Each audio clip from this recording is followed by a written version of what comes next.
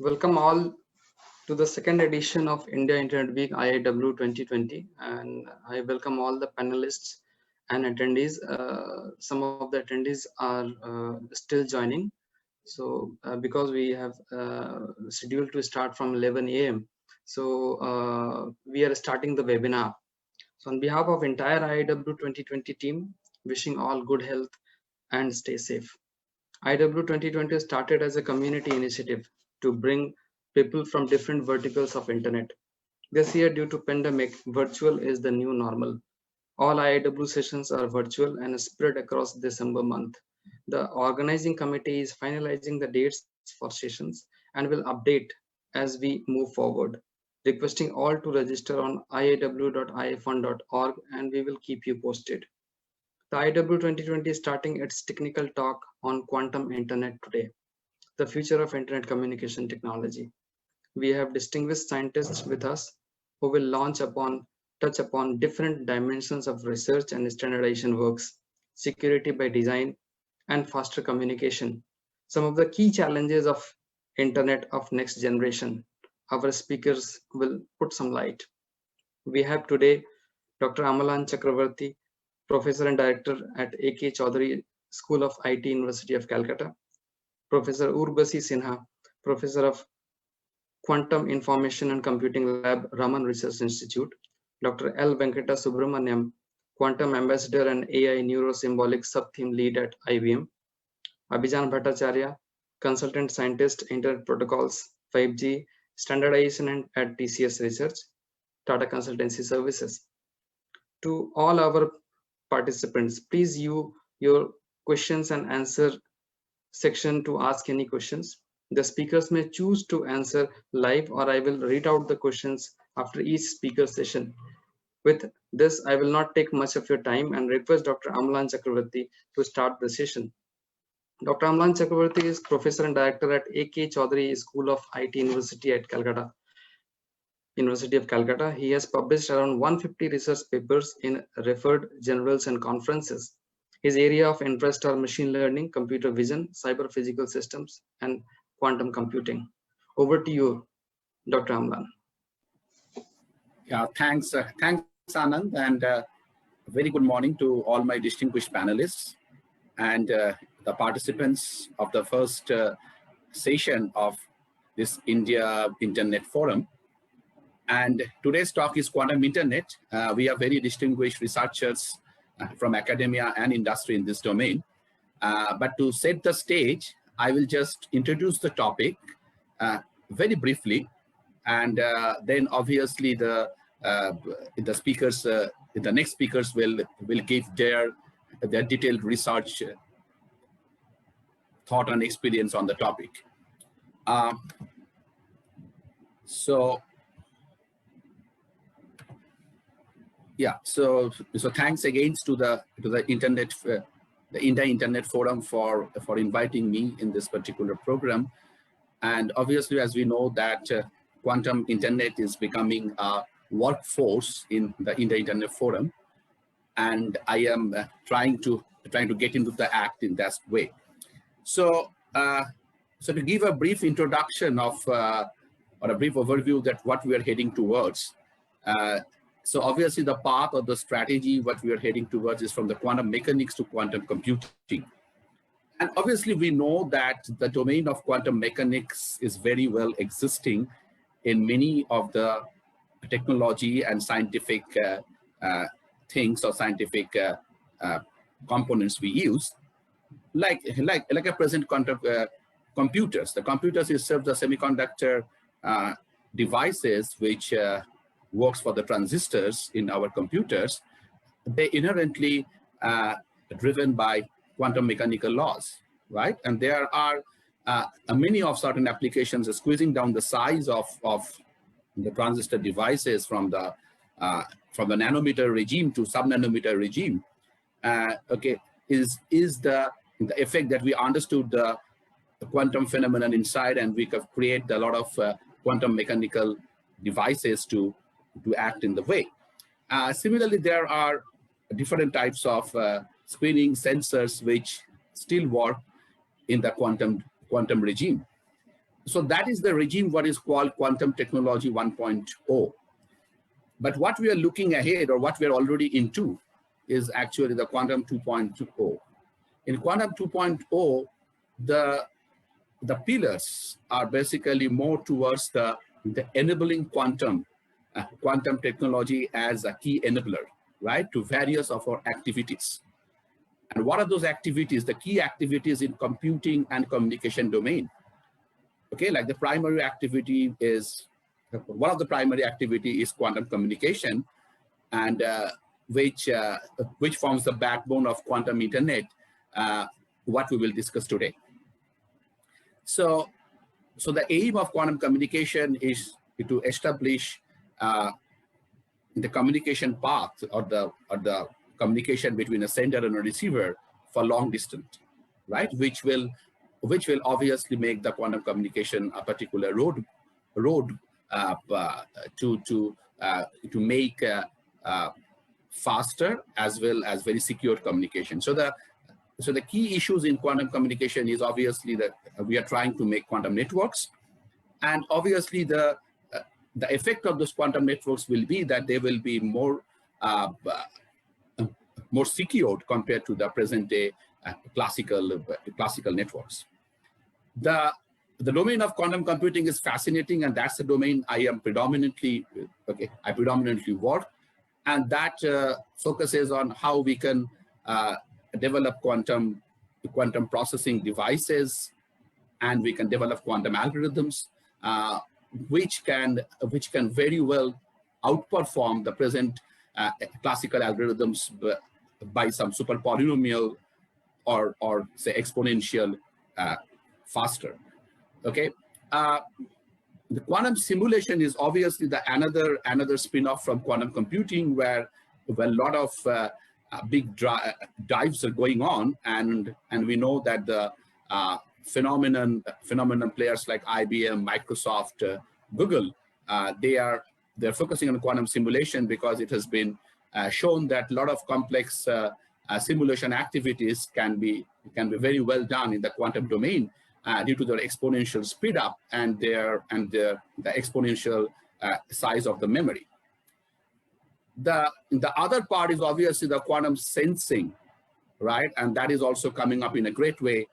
So using the coherence technique in quantum systems or quantum states, right? A lot of important information can be captured of the real world, right? Which cannot be captured by the degenerated classical systems. If we look into the main some of the key terms, right, when we go into the domain of quantum communication or quantum internet, some of the key terms we have to take care, and I have just listed them in this particular slide, right? So quantum information, what we try to convey from a sender to the receiver, and that will be encoded in terms of qubits. Okay, and the qubits can be of different forms, right? The most common or the most possible technology at the present domain for quantum communication is in the domain of photons, but people are also trying some other states, and maybe some semiconductor states, okay, in future. The next thing is obviously the quantum internet, where we try to envisage the information creation in the quantum process, information storage, and information communication, right? Entirely to the means of the quantum systems and quantum mechanical subsystems. The important aspect of this quantum communication is obviously the QKD, right? And that is the very talked about technique, which is going around, and a lot of researchers is really doing a great work in making this a reality. So QKD, or quantum key distribution, which actually tries to help quantum communication in a very secure way. What they do, they try to encode the message with bits, but these quantum bits are very secretly communicated as a key pair, and then they are being communicated between multi-parties, okay, two parties or multi-parties, and then once the key is communicated, the key can be used for communication of the messages between a sender or receiver using a classical channel. Okay. The premises of quantum key distribution is obviously entanglement and teleportation.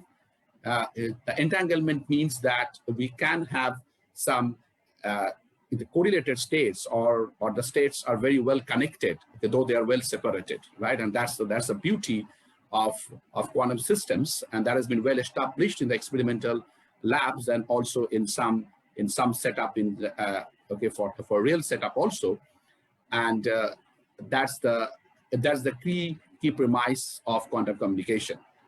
Now, to do this quantum entanglement, actually we require quantum teleportation, which actually tries to find out the information which has been communicated. So based on quantum entanglement, the quantum teleportation helps to send the information, okay, a distance apart, right, between a sender and a receiver. To enable all these, the physical systems, what we need, or the engineering, what we need to come up is actually to develop the quantum repeaters, which can communicate the information in a quantum mechanical way for long distance using the repeated techniques of entanglement and teleportation, and can work over a large distance. This is a slide which is taken from the MIT Technology Review. Okay, the quantum 2.0 is also a promise which is being developed by the Delft University, where they have shown all this futuristic quantum computing and quantum communication strategies and their timelines. I've just taken a bit of that, and this is what is being proposed in the MIT Technology Review. Very wonderful way for the students and for the researchers who are trying to look into this exciting domain of quantum information and computing. This figure shows that what is entanglement. So the first part is entanglement, where we see that the quantum states are very well related to each other, though they are distance apart, right? And second one is something apart, which is a part of quantum entanglement, and obviously quantum communication, which also does teleportation. So what here it is that the teleporter state of Alice, okay, interacts with one of the information, okay, which is also a quantum memory at Alice, and this information in the quantum memory actually tries to modify the quantum state of Alice, the entangled state of Alice, and by that process, the Bob states also gets modified. And what happens is that this is a signature which is being generated at the Alice end and which is being transferred at the Bob end, right? Without actually any true physical communication in that real sense. And that's what is the beauty of teleportation. Though the Alice measures some information, because that will be some clue of Bob to decode the information what is being transferred to the entanglement, right? And that is the complete part called the part of teleportation, which the information measured at the Alice being again communicated to the Bob to help the Bob to identify that what message was actually being teleported to the entangled states of Alice and Bob. So this summarizes the entire scenario, what is called as quantum communication, and this can be now engineered, and this can be now actually done for multiple qubits, so that okay, and this needs to be scaled up so that this can solve the real purpose of quantum communication. Okay, and this is a very good work which is recently done by the group from University of Naples, Italy, and that is Angela Sarah. She's one of the leader in this particular domain. They have actually proposed a particular way that how this entanglement, how this EPR source, which is the basis of quantum entanglement for long distance, right, can be implemented as a system form, right? And what will be the system architecture focusing on the quantum transmitter and quantum receiver, and the support from the quantum entanglement, which is done by this EPR based communication. So there are two channels. One is the classical, one is the quantum. Both works hand in hand, right? So that the quantum message can be very well encrypted, can be communicated through entanglement and teleportation, and can be very well decoded at the receiver's end. And I will not speak much here because this is a very new domain where I'm trying to focus for the last 6 to 8 months. I am basically a quantum computer researcher, but this is also coming very interesting, and some of my students is working in this domain, so I got interest here. So the work what we do in the School of Information Technology at University of Calcutta, and we are trying to build the collaboration with IIFO, and also in some of the domains of quantum computing and quantum network and communications. But our activities are predominantly presently is basically we're trying to explore some of the algorithms in the machine learning, where we can actually have some quantum speed up, to explore how the machine learning algorithms can be designed at quantum scales. Obviously, the algorithm development is one of the key focus. We try to develop some of the algorithms in the domain of search, random walk type of algorithms, discrete and quantum walk type of algorithms. We have a long history of developing the quantum CAD, and that was one of my PhD research as well as my postdoc at Princeton, where we developed a lot of quantum CAD tools, right? And some of the tools I see which are now a part of the IBM toolset also. Obviously, quantum cryptography and quantum multivariate logic computing, quantum communication is the next step what we're looking forward to. We have some fantastic collaborations, and we are looking forward to more international and industry collaboration, national, international, and industry collaborations in all the respect. And I feel that the IIFO platform will be a perfect platform in the quantum internet and quantum communications to develop all these activities together. Okay, so thank you all, and thanks organizer once again for giving me the opportunity. I will be here to answer any questions from the participants, either immediately after this or at the end of the session. Thank you all. Thank you, Dr. Amlan. I think there is one question from Niladri Sarkar. Sure. There is no question. I should allow him to talk. Niladri, you can start. You can ask your question. No, sir. Actually, some problems I can found, so I tap the question, please. Okay. No issues. Yeah. Sure.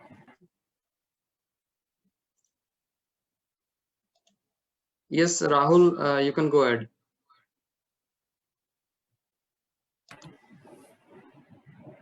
Hello. Yes, yeah, Rahul. yeah. Yes, Rahul, Yeah. please. Hi. I am currently a software engineer, but I have worked previously in quantum domain. Now I want to jump into quantum domain problems, quantum information domain problems. I am really not sure which domain should I target so that I be successful little early than most people. I would love some comments on that. Yeah, Rahul. So it's very interesting. That means you are a believer of quantum. It seems that you have gone into some other domain, and then you are again coming back to quantum, and that's okay. And that's actually is very encouraging for all of us, the researchers in quantum computing. So quantum information and communication is the latest thing which is in the quantum domain. The quantum computing efforts, quantum algorithms efforts are still 15, 20 years. People are working on that. Mm-hmm. Quantum technology is also very fascinating. But I think you are an information technology background or computer science background. No, so not really. I am an electrical engineering background. Okay. I have done quantum mechanics course in my master's from IIT Kanpur. So yeah, that is kind of my background where I come from.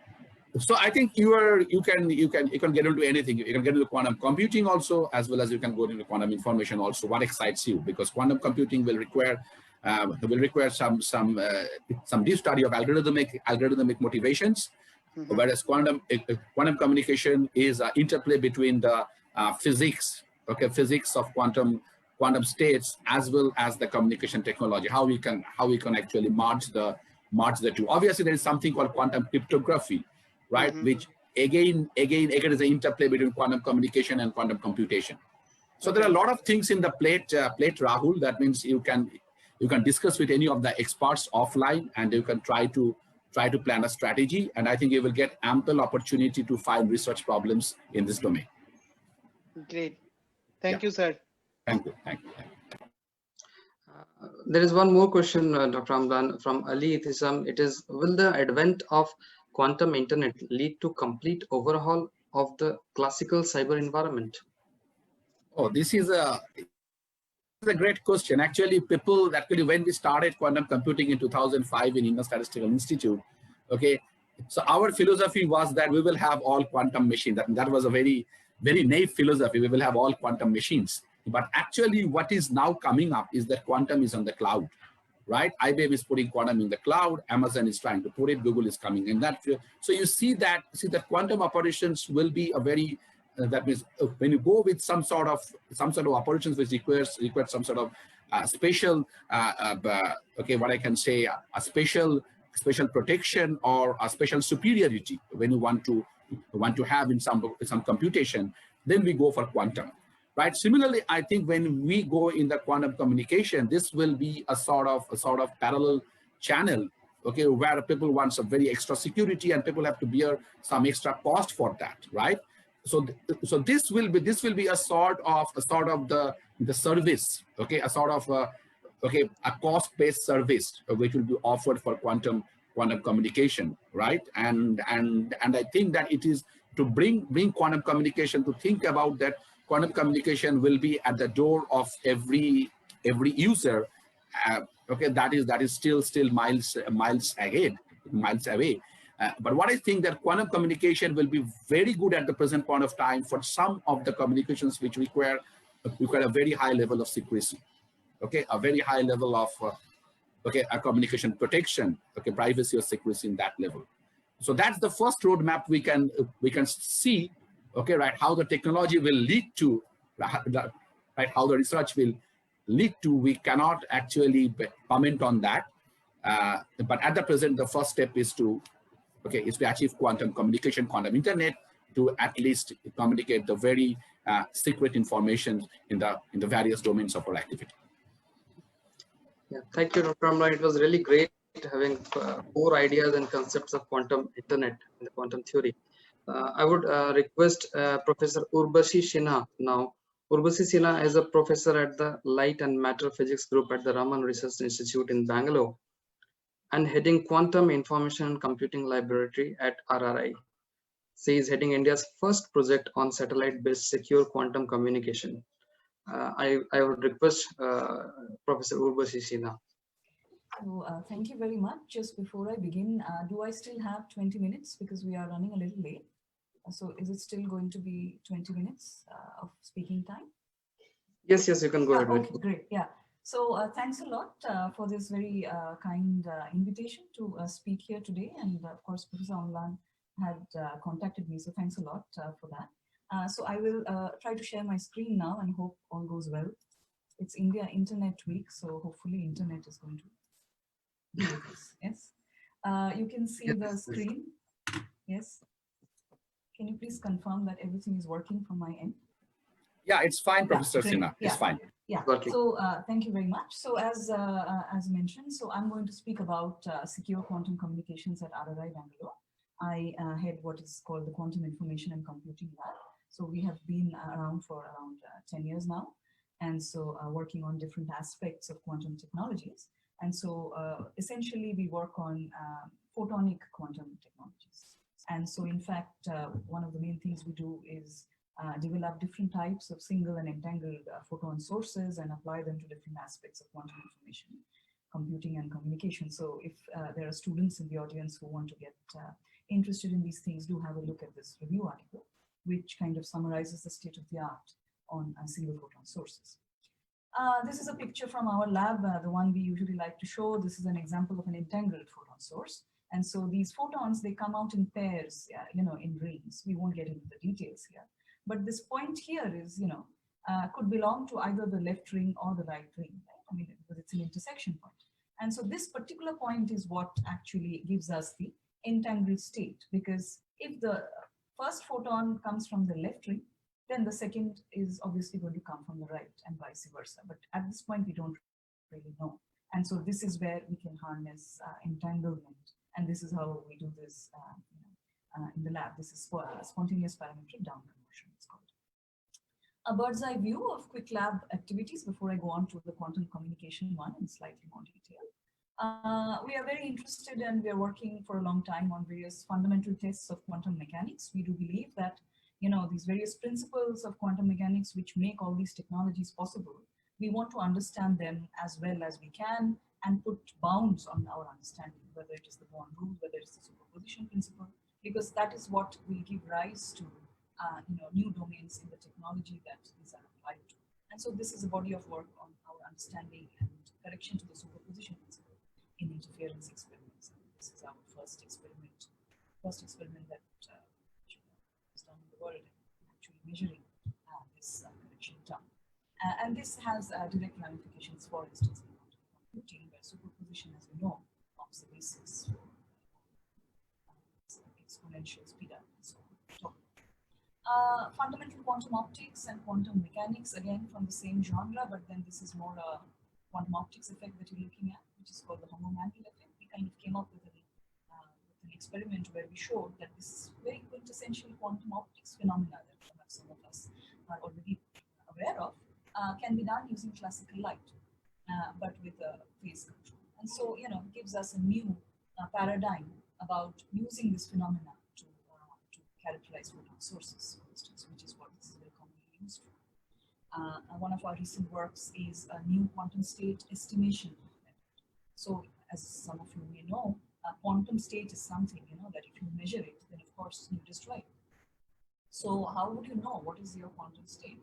The standard way is to kind of have all these projective measurements. You project it to different bases, and then you stitch these projections together, like a CT scan. It's called quantum tomography. But that actually involves a large number of measurements. As the dimension goes up, it becomes exponential. So our new method called quantum state interferometry actually comes up with a linear scaling dimension. And so completely new paradigm in quantum state estimation using interferometry, which of course is something we are all very familiar with, and as a tool have been using it forever. And so this is a new work. In quantum computing, we are actually working on what is called higher dimensional quantum computing. So we of course are familiar with qubit-based approaches and algorithms and so on and so forth. So what we are doing is actually dealing with a state space which is greater than dimension 2. So 3, 4, 5, and so on. So this is called qubit-based computing, and actually gives rise to our ability to access a higher dimensional state space for a smaller number of systems. So this entire thing that you hear about quantum supremacy and so on, we were all after this 50 qubit quantum processor, right? So why 50? Because we were interested in the number 2 to 50. And so here, if I change this 2 to 3, 4, 5, and so on, the 50 will drop. And so this is the approach that we are taking and using photons to do the same. And also in QKD, it has some advantages in terms of security and higher key rate and so on. So a lot to explore in this. And in fact, again, students could have a look at this article in Scientific American months ago, which talks about our explorations in higher dimensional computing. Again, studies of entanglement. Entanglement, we already heard from Amlan about its important role in all these applications we're discussing today and more. And so to understand both its static and dynamic properties better, experimentally is something we have been doing for a while now. And so this is an example of a study where we are investigating manipulating entanglement, sudden death. So essentially the idea being that we want to hold on to entanglement for longer for all these applications. And so this is a new way of doing that. Measurements, quantum measurements is something any true quantum mechanics person very interested in, even experimentalists like us. And so we are exploring something called generalized measurements, whereby we can actually have more information about what is happening between the preparation and the final measurement during the evolution of the state. Because conventionally, if you do strong measurement and you try to have this information, then you change the But here, by a statistical ensemble of measurements, we can actually afford to not change the state and still gain information. And this is something we are going to do several years now. Going on to quantum communication, which of course is the main topic for my talk today. Quantum communication is, as was already discussed, is a means of communication where we're using quantum mechanics as a tool for something. And in this case, it is in fact quantum key distribution, because it is the key distribution part which actually is the using quantum mechanics to keep this secure. The rest of it, there is quite a lot of classical elements involved. The encryption and decryption are not very trivial, but it is more about the key distribution where we have where it is a completely new approach to distribution, which is using quantum. And I would say that it is the most quote-unquote practical quantum technology, because this is something that has been established globally for several years now, even decades, and there are companies which are making products on QKD. There are governments and banks and so on which are using QKD for their security. So it is definitely something which is much more in a domain where people are actually using it. People of certain categories at the moment, but nonetheless people. Whereas in quantum computing, we are of course doing lots of proof of principle for larger number of qubits, and these companies which have come in are accelerating the growth. But then a few more years is left till perhaps you and I will start using quantum computers for our daily existence. So that is why this is kind of the most advanced application. And why you should worry about it, having said that, I'm working on it, so I worry about it all the time. But why should someone else be worried about it? And of course, that is the basis for today's discussion session, that we should be worried about security in our application, and that is why we're talking about QKD. We're talking about having it at a larger scale in terms of the internet and so on and so forth. So things like this, on the slide here, credit card purchase, online banking, electoral polling, defense, strategic communication, what they have in common is that these are all means of, communication where security is important. So these are, you don't want your bank details to be known to an individual just like that. So things like that require security in communication. And at the moment, of course, this is being done using classical cryptography techniques and classical key distribution. And the problem, of course, is that some of this is likely to be compromised with the advent of computers. So we need to take steps now to prevent this catastrophe, and that is why we need quantum cryptography. So a little more in detail, what is wrong with classical cryptography? I mean, it's fine. I mean, of course, that is how we are surviving right now. So we cannot just say that, it's just all wrong. That's not the point. The point is that unconditional security is not possible. For instance, if you think about the RSA protocol, which I'm sure this audience is familiar with, it is based on the mathematical complexity of factoring large numbers. Now, there is this gentleman, Peter Shor, who came up with what is called the Shor's algorithm, which will use quantum gates that can perform factorization in polynomial time. So essentially, it will make this factorization problem much easier or much faster than what is currently possible. And so then, of course, comes this point, then this security is jeopardized, if that is what we are basing it on. So the basic summary or the crux of the matter is that computational resources grow very fast. And today's hard problem could be solved tomorrow using brute force attack.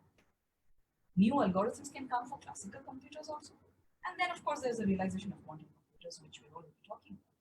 So my security or our security should be independent of future advancements in computational power, new algorithms or new technology. That is, it should be future secure. And so this brings forth the need for quantum cryptography. The security is based on laws of nature, laws of physics, and not on the mathematical complexity of the problem. And so, and the most important part is the master distribution, which is quantum key distribution. So having said that, I always like to say, you should, well, we are all very excited about it, but then we should be also sincere about it and honest about it as to what it is that we are currently facing. So we have these RSA key lengths and this 2048-bit, it's supposed to take some billion years to actually solve this challenge with the classical. But then a quantum computer could do it in 100 seconds is what Microsoft researchers famously said. But please remember that a quantum computer which will be able to do this involving Shor's algorithm will actually need to comprise of 4,000 qubits and 100 million gates. And so we are not quite there yet in terms of the quantum computing facilities that are currently happening globally.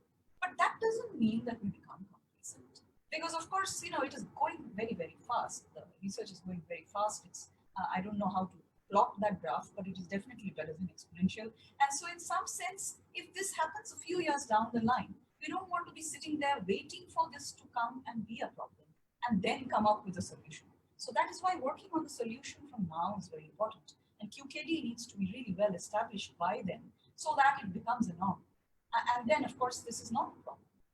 Computer will do several things which are going to be great.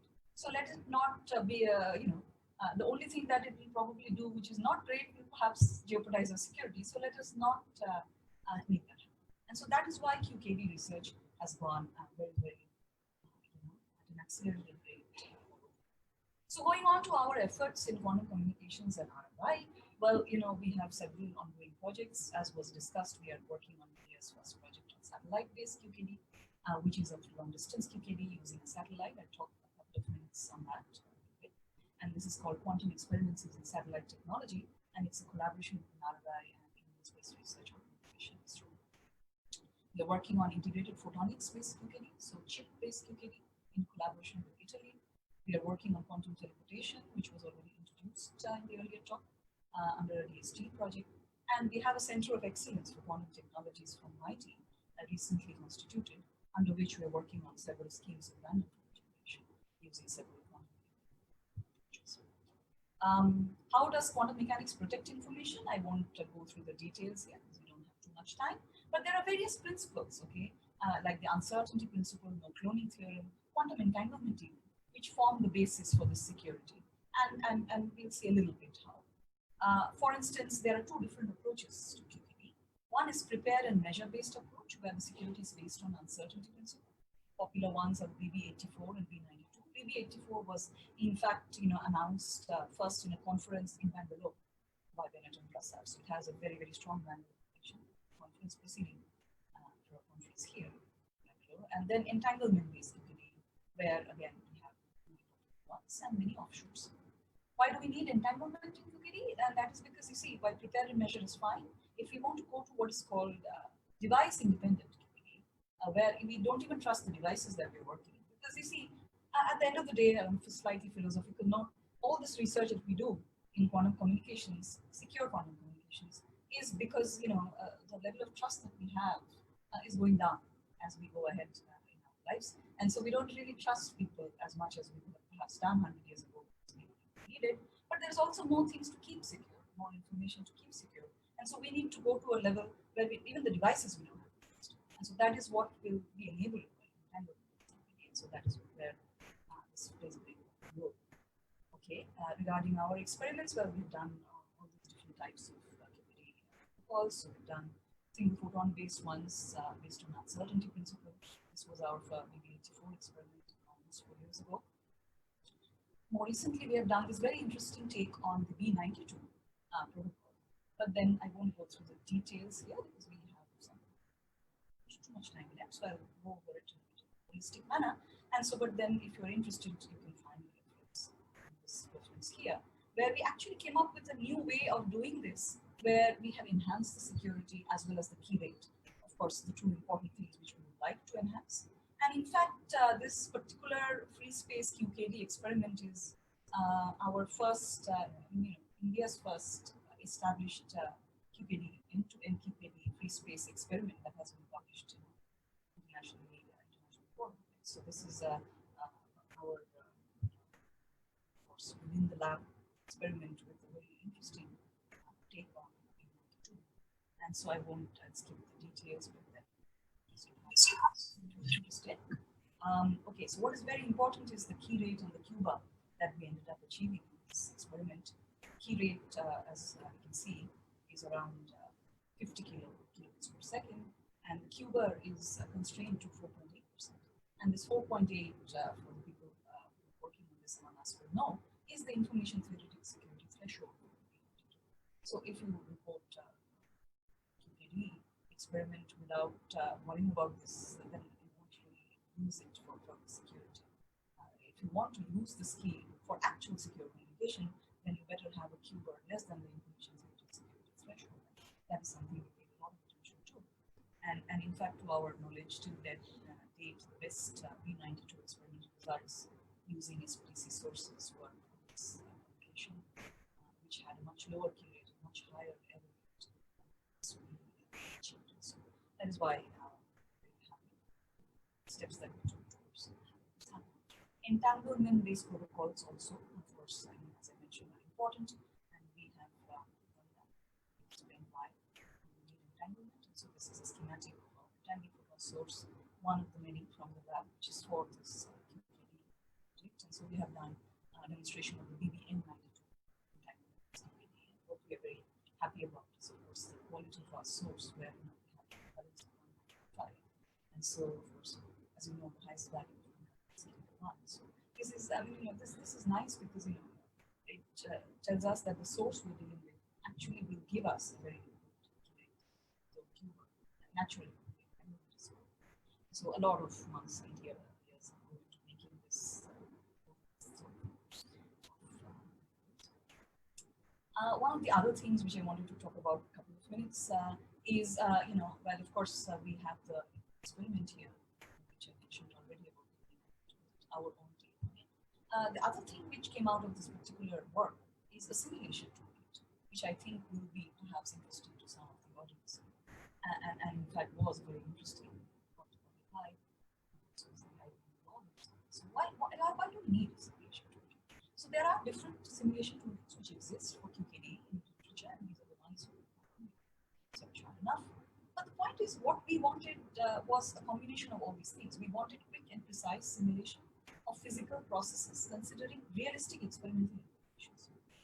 Simulation of the source, the detection, and background noise in more details, and generalization and applicability to all existing protocols. Now, the point is that people who come up with simulation toolkits or softwares usually come from the software background, and so they don't worry about the fact that an experiment perhaps is not always accurate. Experiment comes with errors, and none of the components actually work according to your liking. And so that brings in a huge change in your expectations of the results. And so this is what we wanted to address here. Because QKD is becoming commercially viable, we wanted to come up with a toolkit which... Excuse me, Dr. Yeah, Dr. Urbasi. Another 2 minutes, is that fine? No, if you can just bring your microphone a bit closer. Okay. Can you hear me now? Is that good? Sorry, I can't hear you now. Yeah. Yes, thank you. Yeah, you can hear me. Okay, great. So did you hear me for the last 15 minutes? Because otherwise we have... Okay, good. Yeah. So so now, of course, and I'm speaking louder to all of you, so please wake up. But it's in the morning, so good time.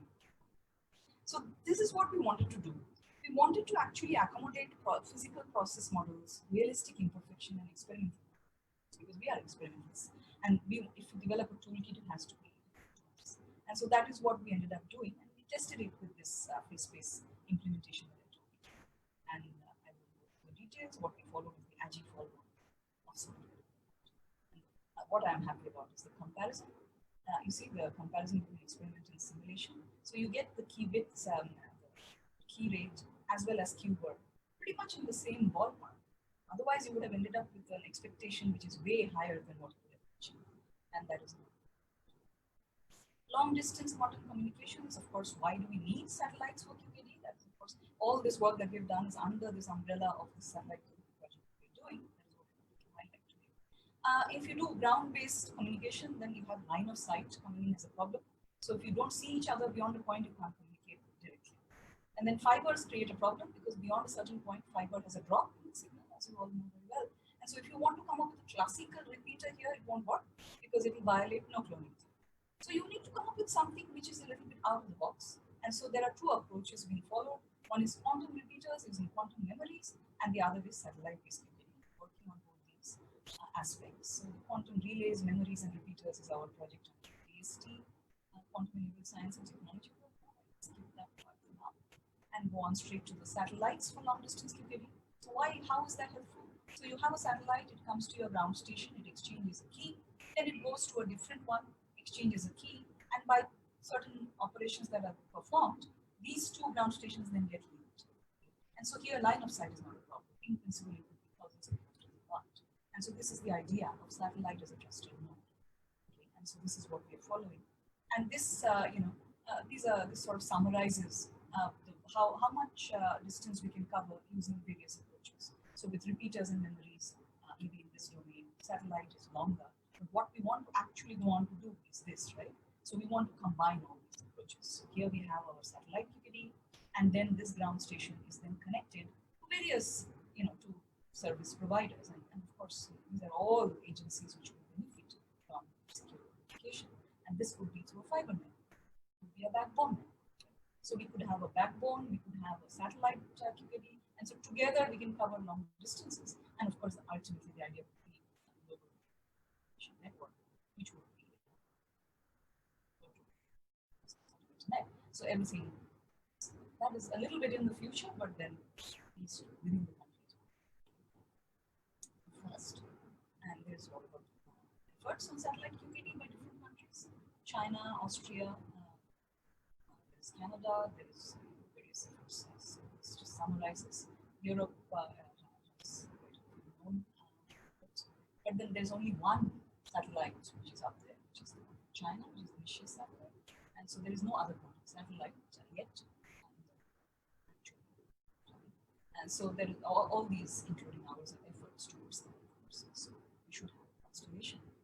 This is the project, as I mentioned, and this is the idea. So we will be connecting to our stations using satellite as a first node.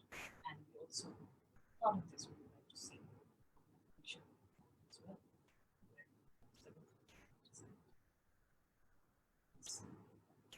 So this is our ground station place where we are doing free space computing.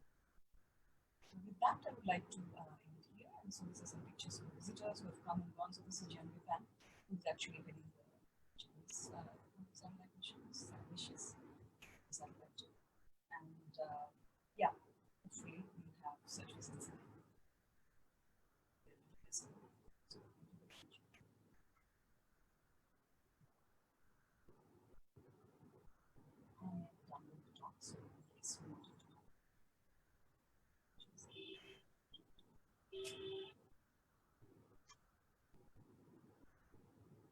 Yes, thanks, Dr. Urbasi.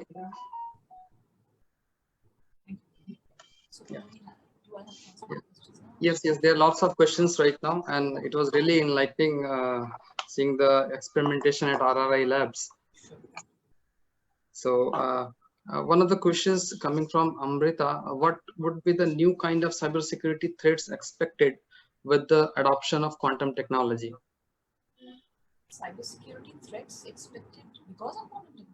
I mean, I thought yes, with the adoption of quantum technology. Yeah, the idea would be to adopt quantum technology so that we can mitigate some of the threats. Is how I would like to put it. But the only thing that I would say is, I think I already mentioned that. So quantum technology is, of course, the overarching thing. So quantum computing is a part of it. So with quantum computing becoming more commonplace, let's say in a few years' time, that is the threat we are trying to mitigate already, again using quantum. So the quantum computing will come with certain algorithms like the Shor algorithm, which will break discussed. And so naturally we have to come up with a solution which is also from the quantum. There's also something called post-quantum, which is actually has nothing to do with quantum. It is actually a classical approach, which is also something more algorithm than that.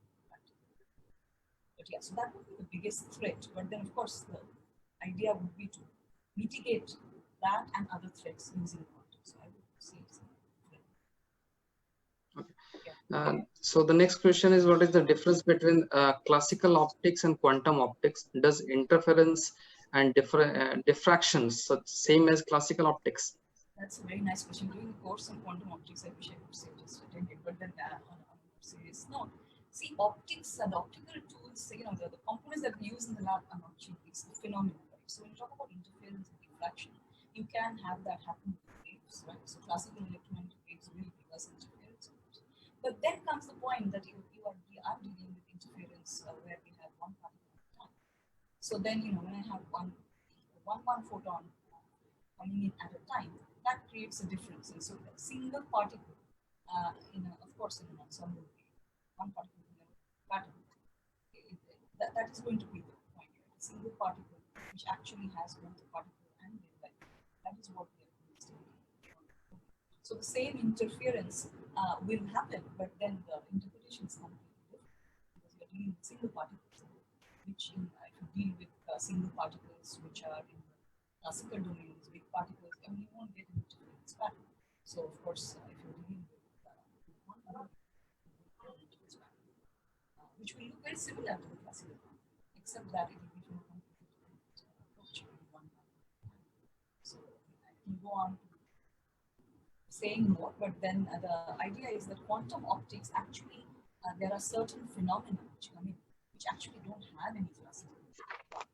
For instance, this famous one is this one that we were talking about, but then we have challenged that. But then there's Hanbury ground interferometry. So if you have a single photon, which is incident on a beam splitter, it will either go forward or it will get reflected. It cannot do both at the same time. But if you have a classical electromagnetic wave incident on a beam splitter, part of it will go transmitted, part of it will be reflected. So a single photon incident on a beam splitter is what will give rise to a dip when you measure a correlation to output. That is called Hanbury ground interferometry. Quintessentially quantum optics, which you cannot get using classical light because it will always rely on. So at the statistics level, photon statistics level, there is no meaningful difference. When we have phenomena which harness that, like entanglement, for instance, something which you don't have. So there are certain phenomena which don't have a classical expression. That is where quantum optics actually starts. Okay. Thank you, Dr. Urbasi. We will take the other. Thank you very much. We will take questions after the break. I'm calling upon Dr. L.V. Subramniam right now.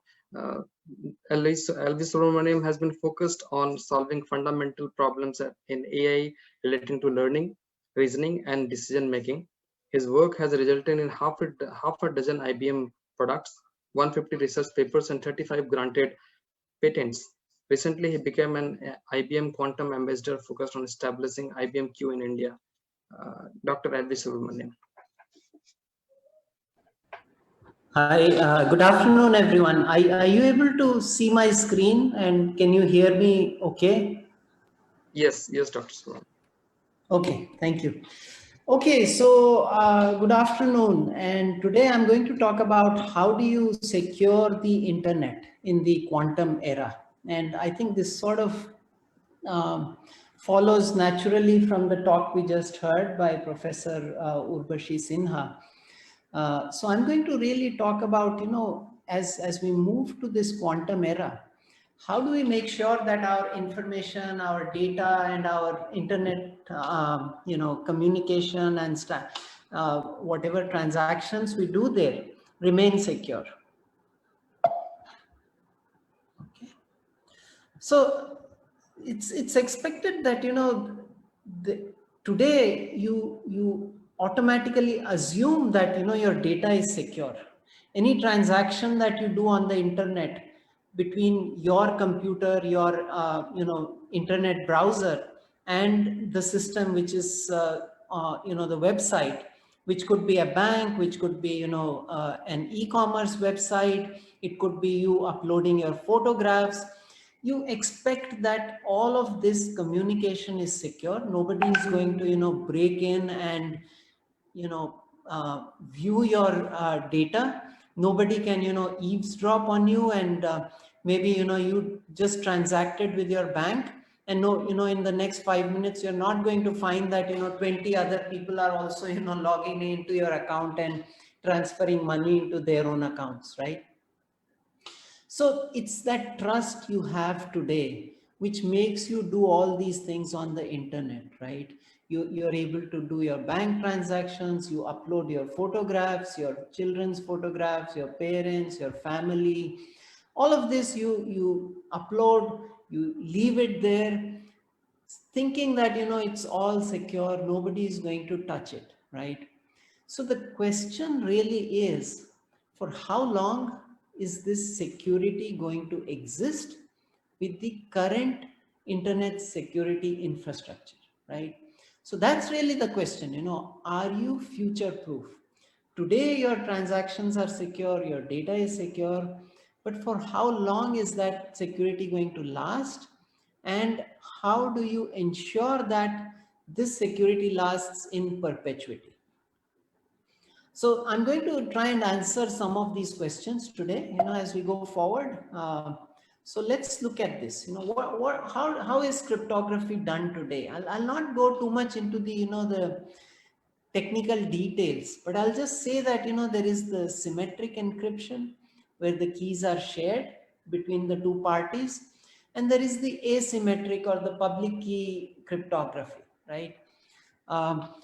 Where one of the keys is public, right? And this is what is used today in web traffic, in email, for virtual private networks, for anything which you do on the internet, whether it is your bank transactions, all of this, this key exchange happens, and you assume that, whatever you're doing is secure and nobody can, break into your communication. And even if they break in, they will not be able to make any sense of it because it's all encrypted, right? So that's really the, the trust you place today on your systems.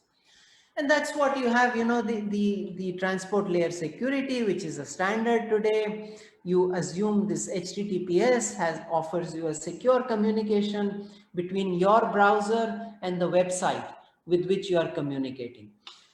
And so there is, there are certificates, you can view those certificates. It will tell you, there is a public key there. You'll be able to offer your own private key to that and make the transaction, right? So this is how transactions today happen. All web traffic gets encrypted. All the data on the web is encrypted. And it is assumed that, like Professor, Amlan and Professor Urbasi pointed out, all of this is secure because, there are various schemes which are there, which are based on very, very tough mathematical problems.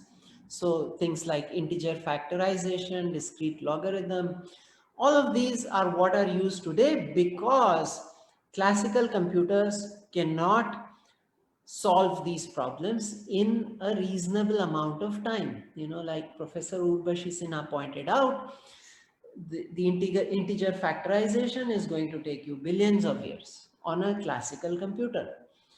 But the problem occurred when Peter Shor showed in 1994 that you can solve some of these problems very efficiently on a quantum computer. These quantum computers do not exist today, but they are expected to come up in the future. And at such a time, all of these algorithms will no longer be trustworthy. You will not be able to use them to secure your communications on the internet. So what's going on? The crypto clock is counting down to 0. And it hasn't happened yet, right? Like, the speakers before me pointed out, the quantum computer is still at a stage where it cannot solve these problems, but the countdown has begun. It is expected that in the next few years, there will be, quantum computers of sufficient scale, like Professor pointed out, you require thousands of qubits. There are certain, basic standards that these quantum computers have to meet, but it's expected that that's not too far off into the future. And when that happens, when the quantum clock, the crypto clock counts down to 0, it is expected that a lot of the, cryptology that is secure today will no longer be secure, right? So this table sort of summarizes, the today's best practice algorithms, which are there, RSA, whatever, AES, all of these, both asymmetric, symmetric, and hashing, all of them. And are they quantum safe? And that, column there shows you that most of these algorithms, which are today's best practice, will no longer be quantum safe. In fact, none of the asymmetric algorithms are going to remain quantum safe. So this is the time to start thinking and doing things so that, you're able to ensure that, when that crypto clock counts down to zero, your data and your communications on the internet still remains secure. So there are several, challenges that the customers today have to solve, So they have to decide where do they start, when this crypto clock counts down to zero, for that day, how do they start preparing? How do they make sure that, the cryptography that they are using today remains secure, even when, the quantum computers reach that scale where the current algorithms can be broken by them? So what are the new cryptography standards that you should be using? How do you become safe? How do you secure your data and ensure that, your data remains safe? Now, this is a very important piece of the chart, which really tells you, every piece of data has a timeline in which it needs to be secure. So there are several, laws made by governments and security agencies and others, which say, for example, that, your medical records need to be secure for X number of years, right? Your clinical trials need to be secure for 25 years. Toxic substances and control acts, some of these require to be, secure for 30 plus years. So each of your data needs to remain, today, if you are creating new data, which is of clinical trials, related to COVID-19, that data needs to be that data needs to remain secure for 25 years. Now, do you think that in 25 years, the quantum technology is going to reach a level where it's going to break today's cryptography standards? Very, very likely. So then how does, for example, Pfizer or any of the companies which are doing clinical trials today, Biocon and all of these companies, ensure that their data remains safe for the next 25 years, right? So to do that, they have to start thinking today, right? They have to start thinking as to how they're going to secure their data today, right away, and there are, there are others, things like, there are products that companies develop. They want that to remain safe. The product lifespan is, long. So there is a risk to that data as soon as that crypto clock hits zero. And that preparation needs to happen today so that your data and your information remains secure even after that zero time. And there are several industries, that should really be concerned. There is critical infrastructure, military and defense. A lot of industries want that the data should be secure. It has to be secure. So all of these industries need to, be concerned that, the post-quantum era is coming, and how do they secure their data today? So as we saw, there are various things, that come into consideration when the risk is concerned. There is the strength of the cryptography, and as we saw, many of the asymmetric schemes are going to no longer remain safe. There is the quantum technology which is coming up, the Shor's algorithm, and also the hardware, which as we saw has to reach to a few thousand qubits before, it can break some of these algorithms of classical computers today. Then there is the security value, in terms of time. How long do you want to keep your data secure? So as we saw, the COVID-19 clinical trials need to be kept safe for the next 25 years, right? So is your, encryption strong enough to do that? And then the final one is crypto agility. We'll talk more about that. How do you make sure that your systems remain secure going forward? So there are several, attacker capabilities today. If you look at this chart, it's talking about, what are the different capabilities attackers have. Some of these attacks, even today, attackers can do today. And you have heard about several security breaches, right?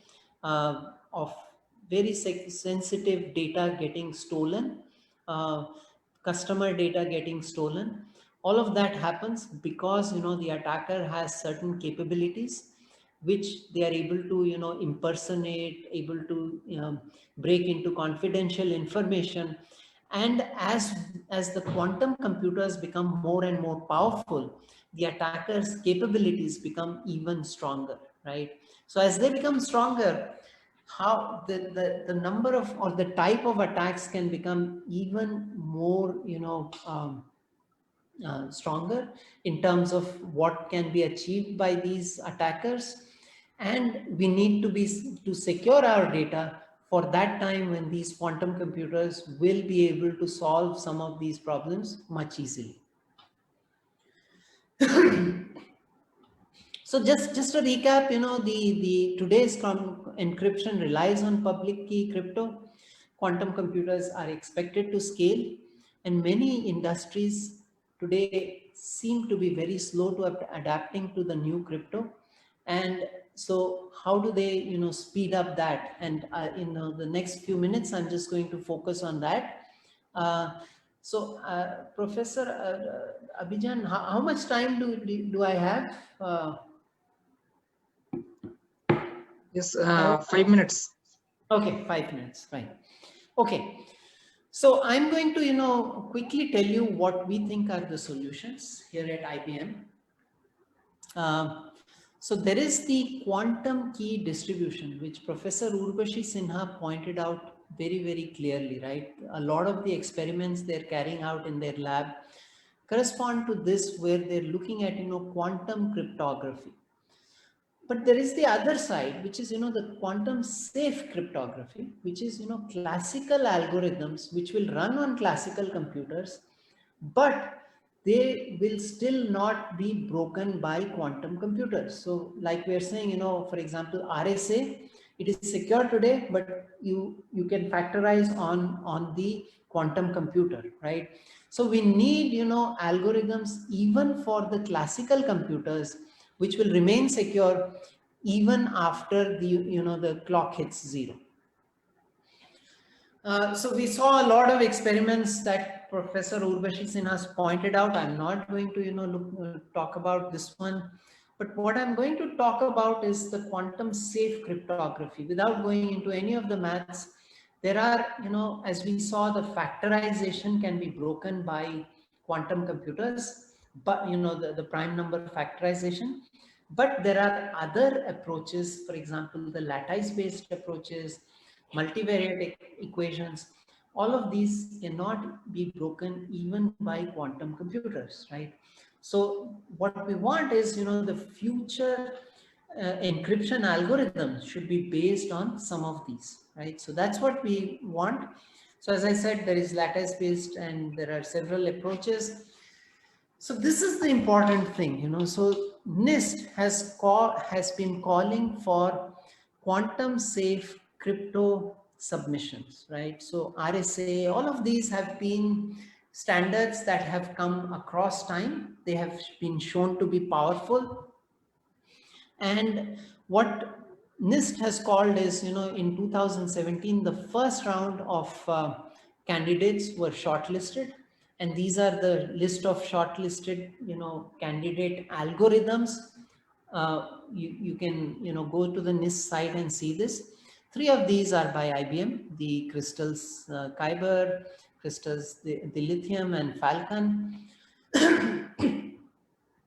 And there was several rounds of filtering and things happening, and IBM's one still remain, right? The round 2 happened in January, and very recently in July this year was the round 3, and these are the finalists there, right? So these are the candidates for the future secure internet protocols for quantum security, right? So these are some of the algorithms that are expected to go into production, go into, you know, the new internet standards as they go along. The conclusion of round 3 is going to happen soon, and these standards are likely to be available between 2022 and 2024, right? So what is the good thing? You know, the good thing is quantum safe cryptography has been developed and is getting standardized. What is the bad thing? The bad thing is, you know, that we need to change the cryptography that we are using today, because it's no longer going to remain safe in the quantum era. And we need, if we do this properly, what's going to happen is the internet is going to get much, much more secure. Some of the attacks which are happening today on our internet systems will likely not happen when we move to this new quantum cryptography, right? So to conclude, I'll just say that, you know, the NIST guidance, which has been looking at the standardization, as I pointed out, typically it takes 5 to 15 years after the publication of the standards to its, you know, adoption. So NIST hopes that, you know, this adoption is going to happen much faster this time, and the internet becomes much safer. So I'll not go here. This is just showing you, you know, sort of a timeline in terms of how things should move. The point here is that we should all become cryptographically agile, you know, which means that, you know, our algorithms, protocols, implementation, platforms, all of these need to become ready for the time that the clock strikes 0. And I'm going to, you know, sort of conclude here by pointing out that quantum computing is real, and it might break, you know, the current cryptography standards in the middle to long term. If we wait until that time when the quantum, you know, the crypto clock strikes 0, it'll be too late. We have to do it today. So with that, I'm going to stop.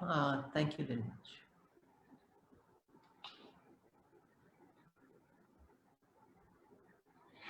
Sorry, you're on mute. Oh, thank you. So it was really nice to listen, and there are lots of questions on cybersecurity and encryption out there in the chat box and in the question and answer section that has been answered in your session. There are other questions also. So after Abhijan's talk, we will take those questions. So I would request Abhijan to take the floor. Abhijan is presently serving as a scientist in TCS Research, Tata Consultancy Services. His current area of interest are network protocols for IoT, low latency communication, 5G, 6G communication, quantum internet. He has authored several peer-reviewed international publications and has several granted patents in multiple geographies. He has led the first ever contribution of TCS to ITF standard in the form of RFC 7967. Abhijan. Thank you, Anand. Please confirm if I am audible. Yeah, you're audible. Okay, thank you. And are you able to see my screen? Yes. Okay. So since there is not much time, I'll try to quickly, let me see how I can do this. Anyway, the screen is visible, right? Yeah. So I don't need to. I can do full screen here. Yeah. So good morning. No, it is just after 12. So good afternoon, everybody. What I'll try to briefly touch upon is the standardization aspects and how 6G is going to embrace quantum internet, the concepts of quantum communication, very quickly without going much detail into the concepts. So before I jump into this quantum thing, these are few quotes that I take to my heart since in the 12th standard when I first encountered the concept of quanta in my classes. And so if anybody claims to understand everything about quantum, according to Einstein. Sorry? Slightly move. It's still on the first slide, sorry, if you're showing anything. Yeah, I have moved to the second slide. Yeah, we don't see that actually. Okay. Okay. I have to bring.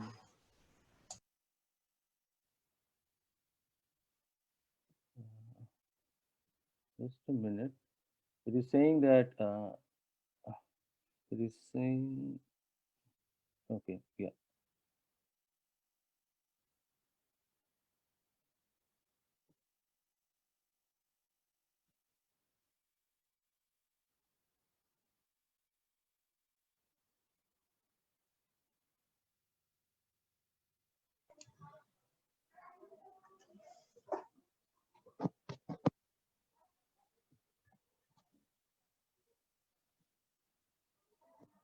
For some reason, it is not allowing me to resume the share.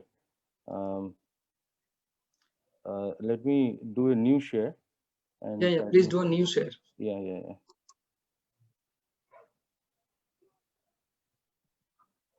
Are you able to see this? Yes. Okay. Thanks. Now you are able to see the transition? Yeah. Yes. Thanks. Okay. So just to read out my heart a little bit about quantum. So Einstein said, the person who understands light quanta is a rascal. That was his straightforward statement. Although he gave the concept of all these, photoelectric effect and all. Niels Bohr. So if you understand, quantum mechanics, you have not actually. If you claim that you have understood quantum mechanics, then you say that you have. Let us confirm that you have not understood it well. So after reading through these quotes, where science stops, philosophy and literature has a place to begin. And so I resorted to, to get the motivation, I resorted to Samuel Coleridge. And we had a piece from Samuel Coleridge in our English literature class in 12th standard at the very stage when I started reading about quantum mechanics, which is has to be a willful suspension of disbelief. And that is the same thing when we talk about teleportation and the spooky action at a distance, which is entanglement. Like you do something at one corner of the universe to one tiny particle that you can't even see is reflected, irrespective of what is the distance in between to another particle. That concept, when I encountered, I actually then resorted to Samuel Coleridge, and this is something that I tell everybody who keeps on asking that how is that possible? So I say that just like you assume that water falls from top of the hill to the ground, the same way you assume that there is a relation between two particles generated in a special way. So this is I am keeping for students because I keep this question being asked every time. So there is something called willful suspension of disbelief. There is some things that you don't want to believe, but those things happen. Now, I'll briefly touch what is meant by standardization, because there is a lot of audience from student community, and they may not be very well aware of what standardization means. So basically, standardization is having a common language for a vast system that has multiple components working. They have multiple manifestations from multiple sources, and they want to work in harmony in a synchronized manner, just like the internet. So you have got multiple devices from multiple vendors, and they are working at multiple layers. It is an unthinkably vast system. We need at each and every layer, we need certain common languages so that everybody understands. Just like we are resorting to English, the syntaxes and semantics of English language at this moment, and that is why you are able to probably understand me, whatever I am saying, and whatever the other people are saying, I'm also able to understand. So that is in a very easy term why we need standardization. So we have from Dr. Professor Urbasi Sinha and Dr. Venkta, Subramniam, we have understood a lot about what are the innovations that has gone in last several decades behind this what we are talking today. So standardization is basically taking the innovation from your lab, from your thought process, get the innovation and add the scalability aspect. That is, when you have the common language, that means you are more interoperable, you are more compatible, and you are more ready to come to the market.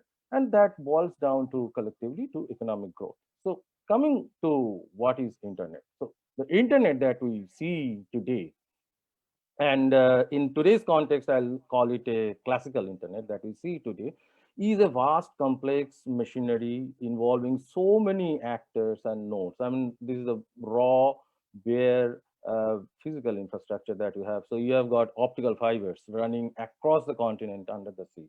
You have got satellites, though satellite till now has not that much of a role play. You have got your mobile devices, you have got your RF, you have got all the middle boxes stretched across, you have got firewalls, you have got BGP routers, you have got data centers. And this vast system has got certain protocols running on top of it. Okay, so whatever you do, you basically, so whenever you are typing HTTP, you are basically referring to certain RFC. Whenever you are uttering your IP address, you are basically referring to an RFC. When you are saying socket, you are basically referring to an RFC. So these, how all these terms are interpreted by the machine, by the individuals, are all laid out in one or other standards. So internet is built on standards, and that is the age we are living in. We are living in the age of a standardized classical internet. Now, what is the reality that we have to accept? As Professor Amlan Chakrabarti mentioned at the very beginning. So earlier people used to think just like, okay, when I have got 4G, so I no longer use 3G services.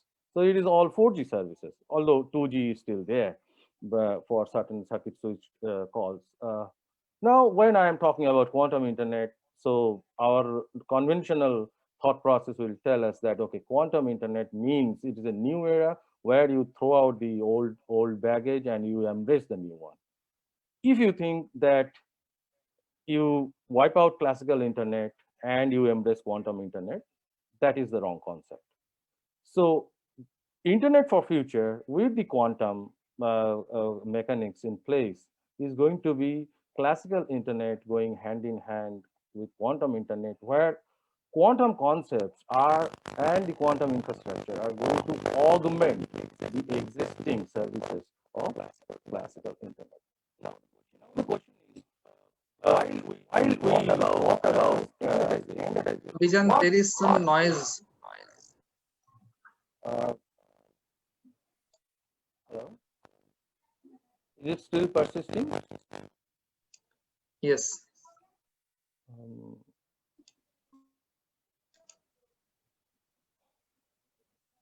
Is it okay from my end? yeah, from your end, it is okay. Yeah, right now it's okay. Right now, it is okay, right? Okay, fine. So, right. So, is it okay now? Or are you still facing Yes, the? yes, Yeah, yes. it's fine. It's fine. Okay, okay. So the question is, in standardization aspect, we need to find out what exactly do we need to standardize? What is the technology that we need to standardize?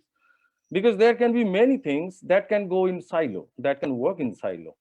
Now, when we talk about standardization, basically we talk about certain interfacing of how systems should work or a standard way of doing things. So as I said, the quantum and classical internet are going to exist side by side. There will be a strong need for the interoperation, how these two stacks are going to work side by side. Now, quantum repeaters, because they actually sort out the problem of long distance communication, because your fibers they tend to, reduce the strength of the signal, and the polarization might get distorted. So you need quantum repeaters following the physics of, no cloning, behind no cloning, that you cannot have one photon can be entangled to only another, and that is where you differ from the classical approach. So if you want to do multicast, you just copy your signal, okay, to multiple links. You just copy your bits, but in quantum you can't do that, because entanglement is a property of two unique photons, and if you say that I replicate the entanglement, you are violating the basic law of physics. So quantum repeaters are an important aspect. So there are many concepts that has come up. One is swapping, entanglement swapping, and measurement independent repeaters. That is a very recent concept. And there is a question that where things can go wrong and where things can become vulnerable. So from standardization aspect, quantum repeater, or the exact entity that allows you to break the barrier of of physics of light, the distance light can travel, that particular node can be the vulnerable one. Because today what people are talking about is basically that you have a central node that acts as a hub, and all the participating parties, they exchange one pair each. They exchange some entanglement relationship with that node in the middle. Now, what if that node itself is vulnerable? And then you are in a problem, because then the quantum states are revealed. To the malicious party who has actually ensured that this node is vulnerable, who compromises this node. So the other thing is, we already have the standard TLS mechanism implementations. Now, if we have to have QKD along with standard TLS that we have been using right now, TLS 1.3 has been standardized. How these two has to interact with each other? And when I'm saying that everything is due to the spooky action at a distance, everything is secure. You can't see anything in the middle. But then, how to ensure that the network measurements across the end-to-end path can be done? Because at the end of the day, you need to have some kind of mechanism. You need to have some kind of hooks into the the network, so that you can do certain mechanisms. And then multicast. How do you really do multicast? What should be the standardized approach? Because you can't, you are bounded by the no cloning thing. So ITF is the natural of quantum any internet evolution. That is the historically from where internet has started. Quantum Internet Research Group is the research group initiative that has started with very recently, last 2 to 3 years. And I think earlier this year, this research group has been approved by ITF as an official quantum internet research group. So two drafts that are being discussed at present. One is on architectural principles of quantum internet, and what are the other one is what are the use cases for quantum internet. So the use cases that are being mentioned in the draft are taken from different a plethora of work that has happened.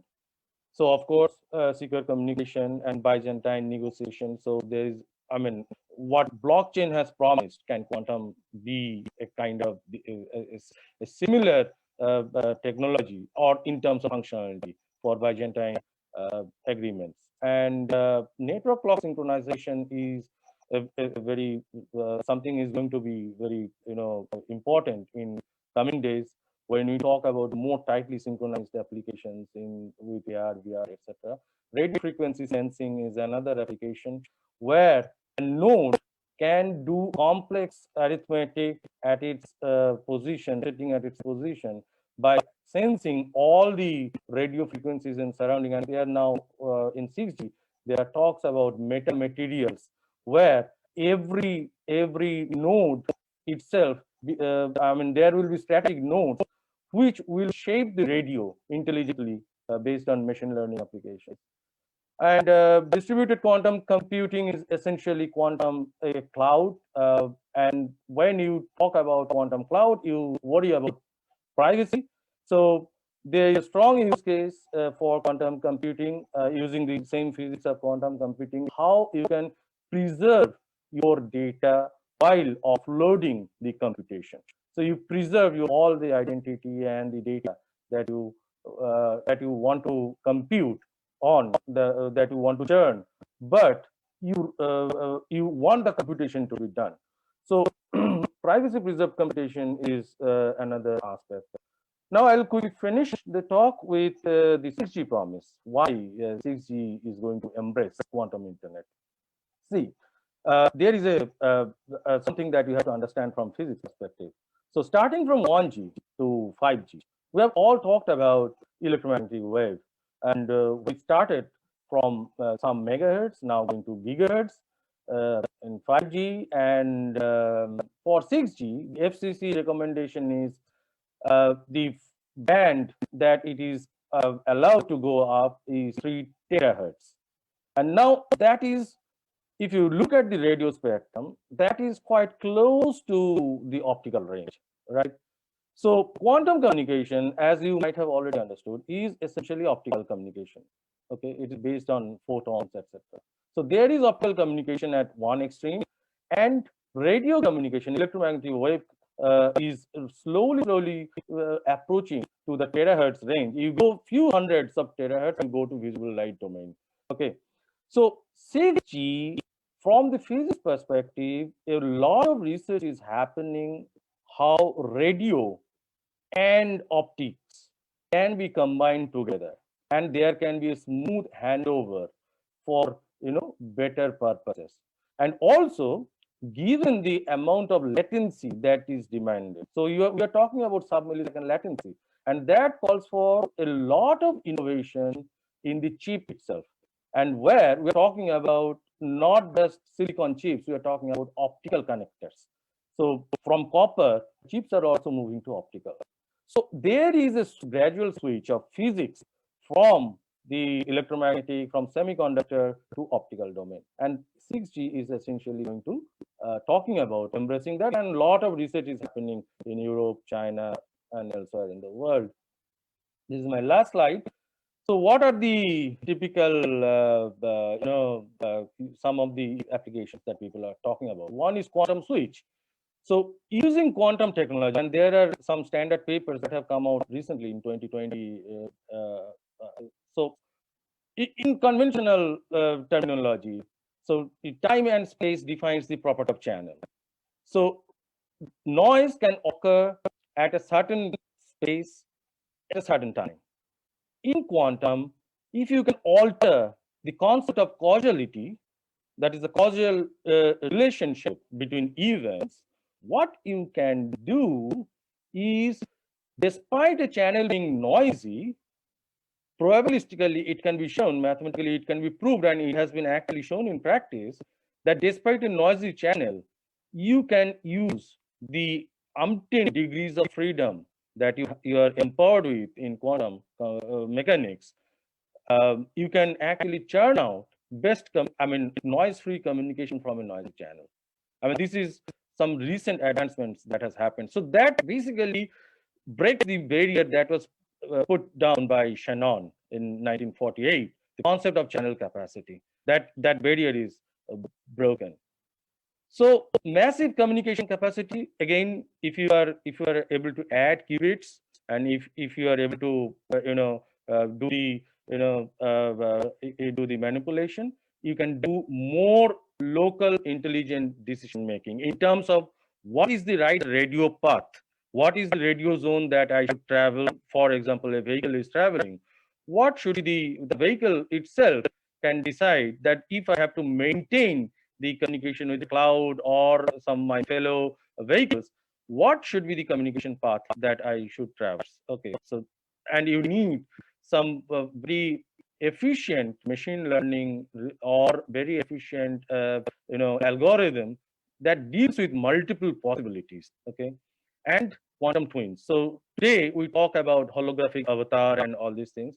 Now this concept is being stretched to something called quantum twins, where the avatar that is being projected and that is working on your behalf, or you are feeling the remote environment on behalf of, through that avatar acts as a twin of yours and takes more intelligent makes more intelligent decisions based on, from the quantum computing domain.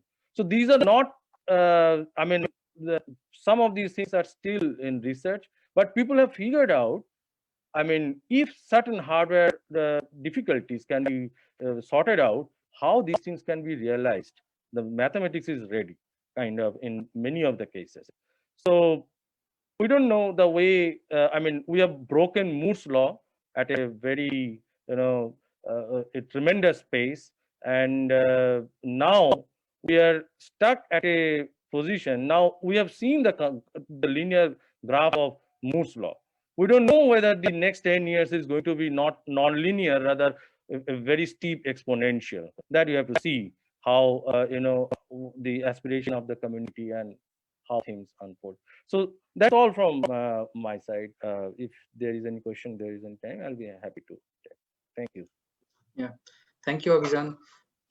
It has been really nice having all of you deliberated on quantum internet and theories of it, the cyber security part of it, how it is invented and where we are right now.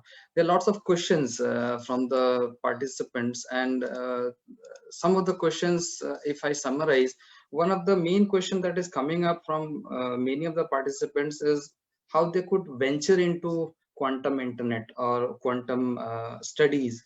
Some of them are in their master's, some of them are in their bachelor degrees, and they want to venture into whether the research is going forward or whenever they are joining somewhere, where to go. That's one of the questions that is coming from the participants. I would request the panelists to please take this question. So shall I answer this at first? Sure, Okay. sure, Dr. Yeah, so this is an interesting question, what I also get very often. So my suggestion is that, see, for do something in quantum computing, you need to have three understandings. Okay, one is the physics part of that, and one is the computation part, and another one is obviously the tools. Okay, which will enable you to know that. For the tools, I think there is fantastic environment generated by the tools like from IBM, the Qiskit simulator, as well as some of the tools which are also available from the Microsoft platform. So the students should have at least one course on quantum computing or quantum physics or something related to quantum information theory, because some of the universities have started this course. Okay, like in our BTech Information Technology program, we are offering a special paper on quantum computing. Okay, that means in some of the universities they have also started quantum information theory. So one basic course is required, and obviously the Bible is still the, for me, I think the panelists can offer more. The book of Isaac Chuang, okay, the Nielsen and Chuang book of quantum computing, that will be very fundamental. And then the student can start discussing one of the experts in any one of the domains. There are a lot of domains are there in quantum computing itself. It's technology domain, communication domain, computing domain, algorithms domain, quantum CAD, okay, developing the EDA tools. There's a lot of domains are there, but the students should start with some fundamental study in this domain and then can reach out to the experts. Yeah, that's all from my side.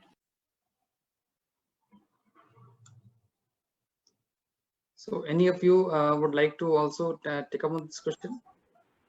Yeah, so I'll just like to add, that so as Professor Amlan pointed out, there are several aspects to quantum computing. There is the physics aspect, then there is the algorithms aspect, Then there is the tools which you can use to, implement some of these things. So the way I picked it up, I was not a quantum trained engineer or a scientist at any point. I've always worked in AI, natural language processing, some of these areas. It's only in the past 1 year that I've sort of picked up quantum computing because I believe that a lot of the AI as we go forward is going to benefit a lot from quantum computing. So the way I picked it up is through, online resources. After this, I can point out certain online resources to everyone who wants to start. They will be very basic. They are probably not for the advanced users, but it will at least follow the path which I followed, which was that I looked at, what are the basic quantum algorithms. And what I also did was I learned Qiskit. Anybody who knows Python can learn Qiskit very, very easily. And you can actually work hands-on. You can run your code on a quantum computer using Qiskit. And that is a very good learning by itself. So, after this, I will point out some resources for anyone who is interested. I'll share it with you. Yeah, thanks. Yeah, thank you. So next question, if I go through, is pointing towards cybersecurity, and there are questions like whether the blockchain communication is secure in quantum computing, or the encryption which we are using right now. If you see, internet has not been invented security by design. If you see, lots of protocols has been invented. After HTTP, we have HTTPS, then TLS 1.3, again DNS. It has come over as DNS. It is not security by design. So what will happen, and from here towards quantum internet, and how this will go forward? So this is some of them are the questions are like they are fearful whether the current system will work, or it will completely destroy it, or what will happen. So these type of questions are there. I can see there are 3 or 4 questions which are actually pointing towards this. If you can, if you panelists can take this question.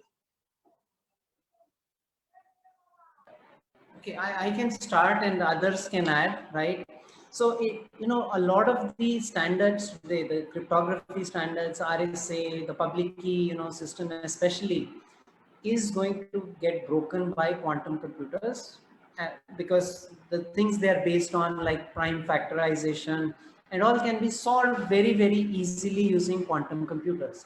So that point is going to occur when today's security algorithms, cryptography algorithms are going to break, on which most of the today's internet systems are based, right? The protocols are based on these basic algorithms, and that's going to happen, but it's not going to happen today or tomorrow. It's going to take a few years. And that's why, there are the new internet standards, which are, people are open to suggestions. The NIST has called for these suggestions. People have put their new algorithms there. You can all go and see those algorithms, and you can give feedback saying that, oh, this one I can break this, and that has happened also. Many of the proposed algorithms were broken by some of the people out there. So there is a process now in place to get the new standards, in place in the next few years. But if we just stick to what is there today, the internet will not be safe. I'd like to add something here regarding the standards part that we have been discussing for some time. Can you hear me actually? Yes, yes. Okay, yes. So there is this focus group that has been formed by the ITUT. The ITUT is a part of the United Nations. So this focus group is actually working on development of standards for quantum technologies. So both QKD for networks as well as quantum computing. So one thing we have to appreciate is that while these fields are emerging and some of them are more advanced, we still don't have, like, we don't have standards yet in quantum. So there is the, ETSI is doing something in Europe. The ITUT has this focus group, and I'm actually an invited member of the focus group from India. So we are actually, so the idea is that this is something which is being already done. And so at the moment, what is happening is that we are actually formulating, what should I say, proposals for what should form standards. And then there will be an implementation group which will actually implement this and so on. And so this is this standards in quantum internet or quantum networks is actually a very big subject area. And there are several, stakeholders who are working in this group, not just from academia, but from industry, as well as from government agencies like NIST, as was mentioned. So NIST has a very strong representation in this focus group. So in fact, the answer to this question is that we are developing standards on how we should have quantum networks actually happen, because you see, it is not just about me saying I have demonstrated a protocol. It has to follow some standard. And at the moment, we don't really have that one standard that all quantum technologies should follow. And so this is something that is definitely being very much strongly done by at least 2 or 3 different organizations. A couple of them I just named. So just for people to be aware of. Yeah. Thank you. 2 or 3 more questions. The one was even in the earlier time of the session, that where do we stand? Where do India stand in quantum research from a global perspective? And Can I take what that should first? be done in this regard? Yeah, that's a good question. Yes, And I would like to go first in this, because in some sense, what I can say is that, in terms of theory of quantum systems, quantum computing, quantum algorithms, this we have been doing for a long time. So the theoretical work that has happened from India has been happening for 2-3 decades. So we have made lots of contributions to different types of theoretical quantum information processing. But in terms of experiments, the oldest one happens to be NMR-based quantum information processing. So nuclear magnetic resonance is, that is one system that you can use for making qubits and so on. And so that kind of approach was started by Professor Anil Kumar in IISc actually around 2 decades ago. So that was the oldest and the first, experimental effort. And now a couple of his students are actually in, they have their own labs and continuing with NMR QIP. But then so far as the other systems are concerned, we didn't really have a lot of effort till a decade or so back. So ours would be one of the first photonic quantum technologies lab that we have, which is working on, as I mentioned, computing, communication, and other aspects of quantum technologies using photons. Then we have, a couple of labs on superconducting qubits now, one in TIFR, one in IISc Bangalore. We have some spin-based quantum computing, which is coming up in one of the ICERs as well as in one of the IITs, IIT Bombay.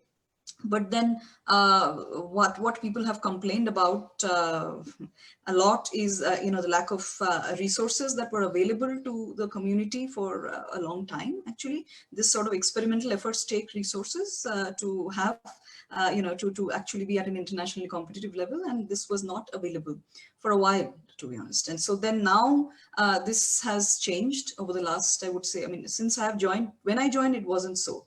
But then I would say, last 5 years or so, we have seen a lot of change. And so in fact, the DST, which is our main funding agency, Department of Science and Technology, came up with what is called the Quantum Enabled Science and Technology Program. So which has funded a few projects all over the country to take up different aspects, theory and experiment.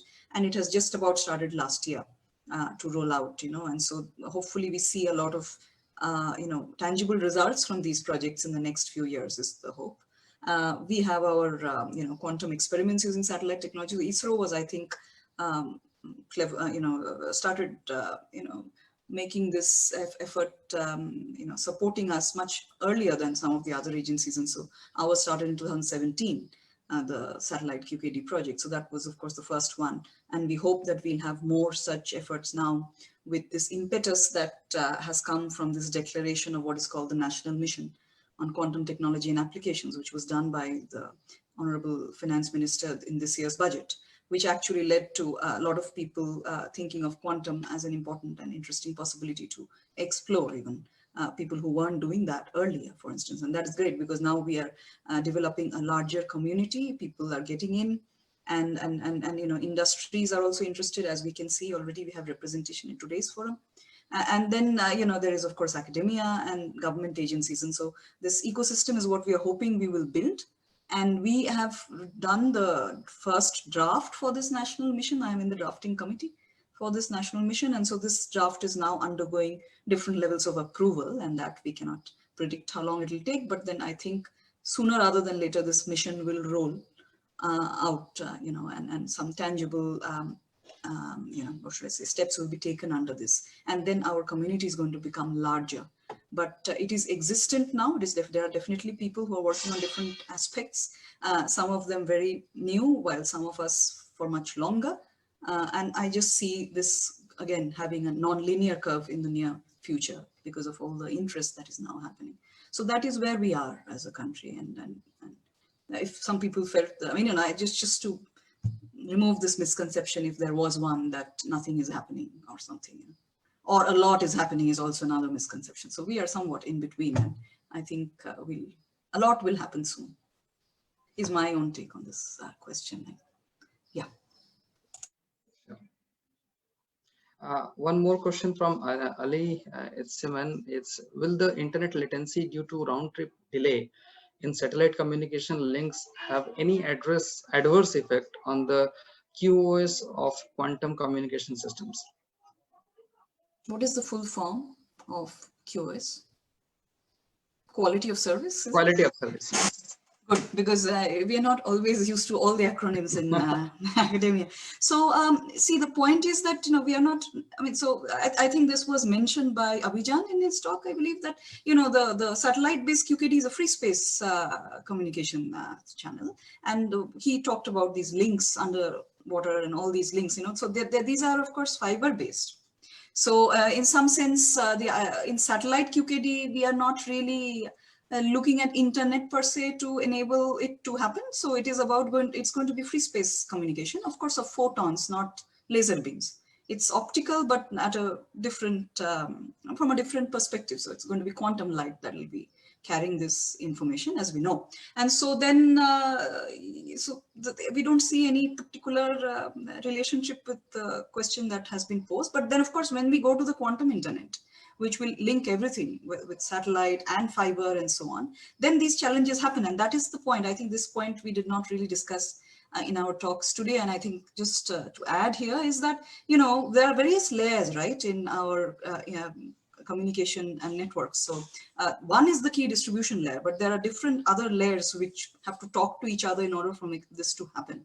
And so some of these layers already exist in the classical domain. And what a lot of us are trying to do is to see how we can adapt it to include the quantum in the key distribution layer. And so this sort of interoperability of these various layers is very important. And so that is where we are not there yet. So that is of course the point of a lot of research globally, to ensure that these work seamlessly with each other. Because the quantum key distribution layer is of course what we are personally concentrating on. But in order for this to happen, the other layers also need to work in your network, right? And so then some of it may need replacement to be quantum compatible, whereas some of them can perhaps be adapted to talk to the quantum. And I think Abhijan was saying something about this in one of his slides. So yeah, so that is the answer to the previous question, but a little more detail, which we missed out actually in our talks. So I thought.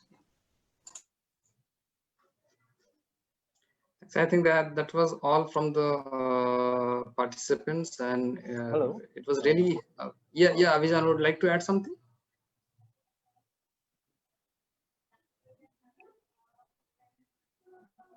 Abhijan?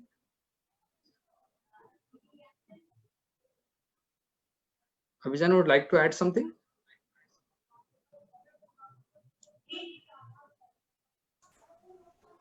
Classical internet is the problem right now, isn't it? Yes.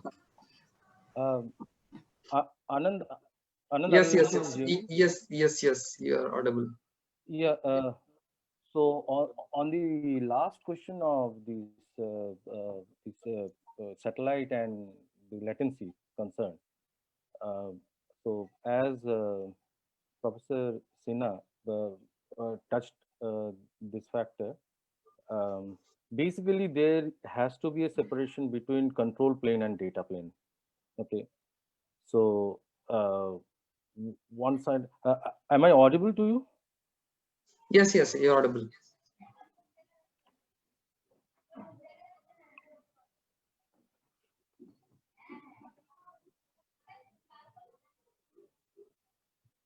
Somehow Yes, you're I'm facing audible, some problem. Abhijan. Okay, okay. Okay. Yeah. So what I was saying is that there has to be a separation between control plane and data plane. Okay, and that is also I deliberately avoided it to make things simple. Basically, when we are talking about satellite.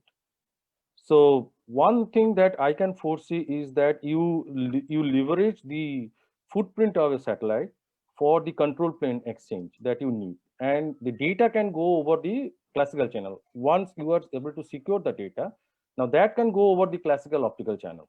Okay. Now for the key distribution and all these things which you need beforehand, that can happen over satellite. So the latency basically is not going to affect at the data plane, and even in the control plane you are basically leveraging the total footprint of the satellite. I mean that is a theoretical possibility, and possibly I read that between Beijing and Austria, the probably I don't know where in Austria, the video communication that has been done. Yeah. Yeah. So probably that is the idea that the scientists have taken. Now, so and given there is also a misconception that communication with quantum teleportation, and that is not going to happen because there is a step where you need a out of band communication, where you probably need to send first the fundamentally agreed states, based on these reference only you are going to judge the how things are changing. So all phase relationships are relative. That is what I understand. So that out of band communication has to be there. So this is, I mean, if you search in YouTube, you will see these questions being answered in many posts from many scientists, that whether the quantum communication is going to give us faster than light communication. So that is not yet a possibility.